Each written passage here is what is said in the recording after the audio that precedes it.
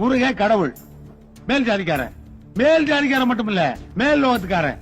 பள்ளி குரத்தி தாழ்ந்த ஜாதிக்காரி.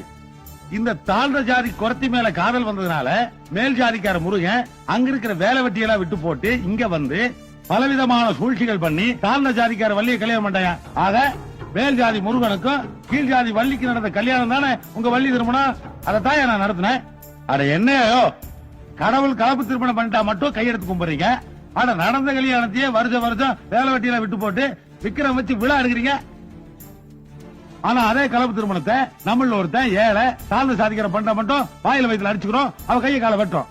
அந்த முருகனை ஏயா நான் பண்ண காதல் திருமணத்தை அந்த பையன் பண்ண அவனை ஏண்டா வெட்டுறீங்கன்னு உங்களை தடுக்கிறதும் இல்ல, அவனை காப்பாத்துறதும் இல்ல. இது பாருங்கயா, புராணங்கள் வாழ்க்கையில கடைபிடிக்கிறதுக்கு சரியான தத்துவங்கள் அப்படிங்கிற நம்பிக்கை இருந்தா இப்ப நான் பண்ணேன் இந்த கல்யாணம் ரொம்ப சரி. இந்த கல்யாணம் தப்புனா புராணங்கள் வாழ்க்கையில கடைபிடிக்கிறது தகுந்தது அல்ல.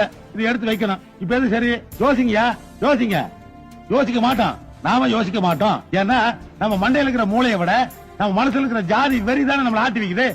அந்த வெறிக்கு முன்னாடி நம்ம ஐம்புலன்களும் பொட்டி பாம்பா கையை கட்டி நிக்குதே.